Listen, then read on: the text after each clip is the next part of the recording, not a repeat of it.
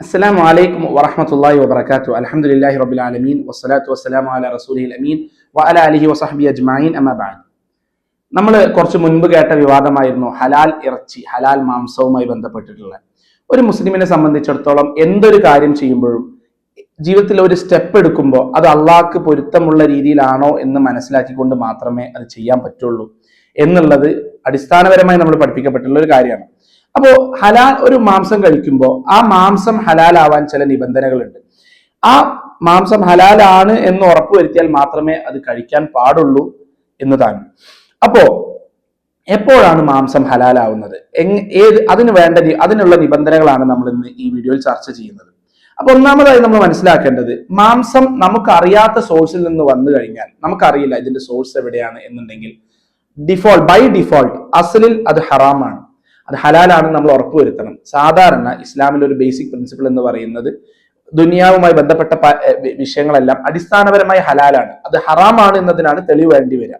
പക്ഷെ ഇവിടെ മാംസത്തിന്റെ വിഷയത്തിൽ നമുക്ക് കൃത്യമായി അറിയില്ല എങ്കിൽ അത് അടിസ്ഥാനപരമായി അത് ഹറാമാണ്. ഇമാം നബവി പറയുന്നത് ബൈ ഡിഫോൾട്ട് എന്താണ്, നമുക്കതിൽ സംശയം ഉണ്ടെങ്കിൽ അത് ഡിഫോൾട്ട് ഹറാമാണ്, അതിൽ ഇഖ്തിലാഫ് ഇല്ല എന്ന് പറയുന്നു.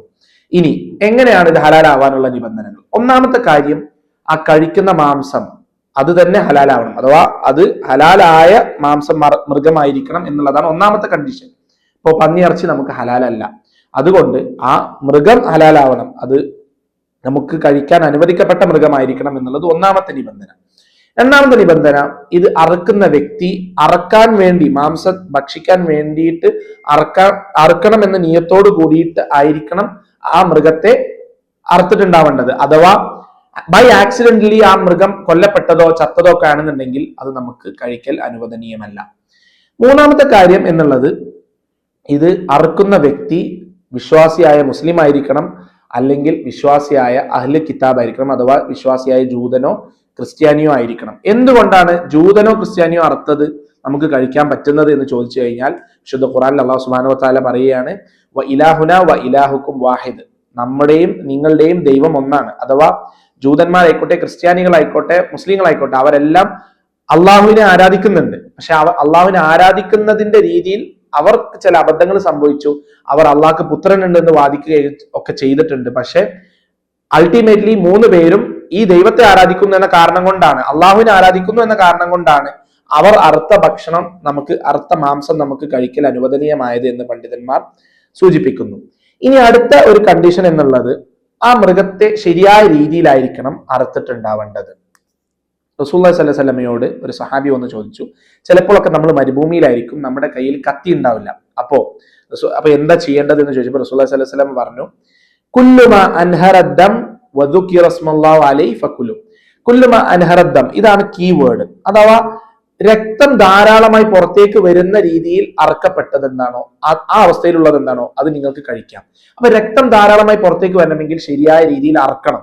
ഇപ്പോ മൃഗങ്ങൾക്ക് ഒരു നാല് കോമ്പണൻസ് ആണ് ഇതിൽ പറയുന്നത്. ട്രക്കിയ ഉണ്ട്, ഇസോഫേഗസ് ഉണ്ട്, 2 ജഗ്യുലർ വെയിൻ ഉണ്ട്, കണ്ടനാടി. ഇവിടെ ആ നരമ്പ് കംപ്ലീറ്റ് ആയിട്ട് അറക്കപ്പെട്ടത് പെട്ടെന്ന് തന്നെ നല്ല ഷാർപ്പായിട്ടുള്ള ഒരു കത്തി കൊണ്ട് പെട്ടെന്ന് തന്നെ അറുത്തിട്ട് ആ രക്തം മുഴുവനും വാർന്ന് പുറത്തേക്ക് ഒഴുകണം എന്നുള്ളതാണ് ഇത് അറക്കുന്നതിന്റെ ശരിയായ രീതി.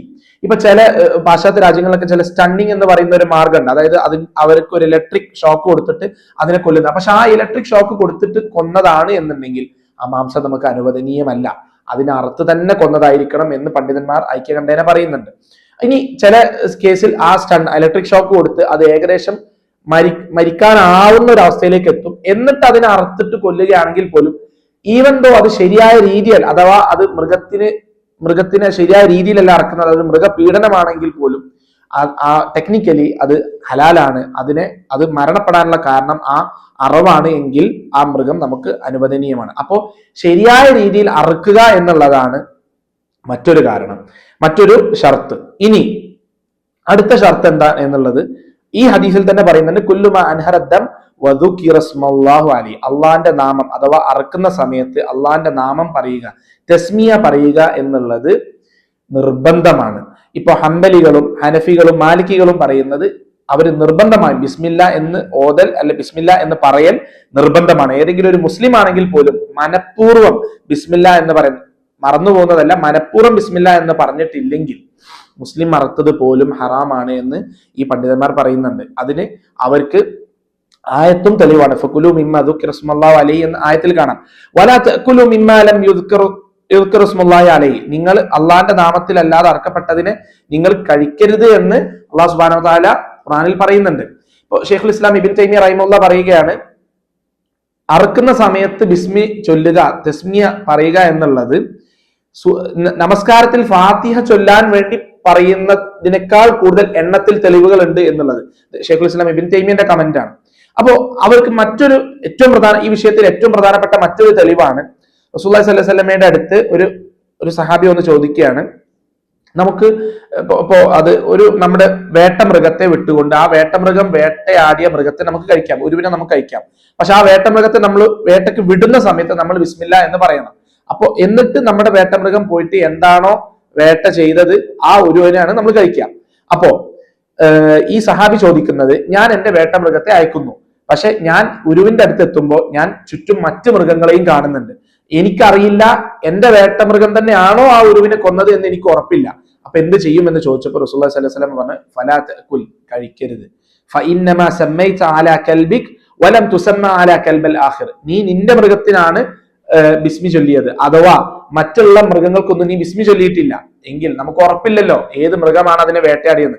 അപ്പോ ബിസ്മി ചൊല്ലൽ നിർബന്ധമാണ് എന്നുള്ളത് ഇബ്നു തൈമിയ്യ റഹിമഹുല്ലാഹ് പറയുന്നത് ഇതാണ്, ബിസ്മി ചൊല്ലൽ നിർബന്ധമാണ് എന്നുള്ളതിനുള്ള ഏറ്റവും പ്രധാനപ്പെട്ട തെളിവ്. അപ്പോ ഇനി മാത്രമല്ല, വിശ്വാസിയായ ക്രിസ്ത്യാനിയോ ജൂതനോ അറുക്കുകയാണെന്നുണ്ടെങ്കിൽ അവർ ബിസ്മി ചൊല്ലണം എന്നുണ്ടോ, അഥവാ in the name of God അങ്ങനെയെങ്കിലും പറയണം എന്നുണ്ടോ? ഭൂരിപക്ഷം മദാഹിബുകളും പറയുന്നത് അതെ, അവരും in the name of God അല്ലെങ്കിൽ ദൈവത്തിന്റെ നാമത്തിൽ എന്നെങ്കിലും അവരും പറയൽ നിർബന്ധമാണ്. ഇപ്പൊ ഷാഫി മദ്ഹബെല്ലാം ഈ ഹദീസുകളെയും വിശുദ്ധ ഖുർആനൊക്കെ വ്യാഖ്യാനിക്കുന്നത്, ഇപ്പോ നിങ്ങൾ ബിസ്മി ചൊല്ലാത്ത ഉരുവിനെ കഴിക്കരുത് എന്ന ആയത്തുകളെല്ലാം ഷാഫി മദ്ഹബ് വ്യാഖ്യാനിക്കുന്നത് അത് അള്ളാഹ്ക്കല്ലാത്ത മറ്റുള്ള ദൈവങ്ങളുടെ പേരിൽ അർക്കപ്പെട്ട മൃഗമായതുകൊണ്ടാണ് എന്നാണ് അവർ പറയുന്നത്. ഇനി മറ്റൊരു ഹദീസ് നമ്മൾ സാധാരണയായി കേട്ടുവരുന്ന ഒരു കാര്യമാണ്, ഇപ്പോ നമുക്കറിയില്ല അത് ഹലാലാണ്, അപ്പൊ നമ്മൾ ബിസ്മി ചൊല്ലി അതിനെ കഴിക്കുക എന്നുള്ളത്. എന്താണ് ഹദീസിന്റെ കോണ്ടെക്സ്റ്റ്? ആയിഷ റളിയല്ലാഹു അൻഹയാണ് ഈ ഹദീസ് റിപ്പോർട്ട് ചെയ്യുന്നത്.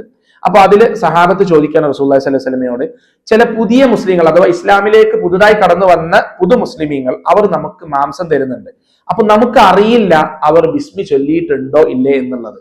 അഥവാ സഹാബത്തിന് മനസ്സിലായത് ബിസ്മി ചൊല്ലൽ നിർബന്ധമാണ് എന്നുള്ളതാണ്. ആ ബിസ്മി ഇവർ ചൊല്ലിയിട്ടുണ്ടോ? പുതു മുസ്ലിമീങ്ങളെ പറ്റിയാണ് ചോദിക്കുന്നത്, അല്ലാതെ മറ്റുള്ളവരെ പറ്റിയല്ല. പുതു മുസ്ലിമീങ്ങൾ ബിസ്മി ചൊല്ലിയിട്ടുണ്ടോ എന്ന് ഞങ്ങൾക്ക് ഉറപ്പില്ല.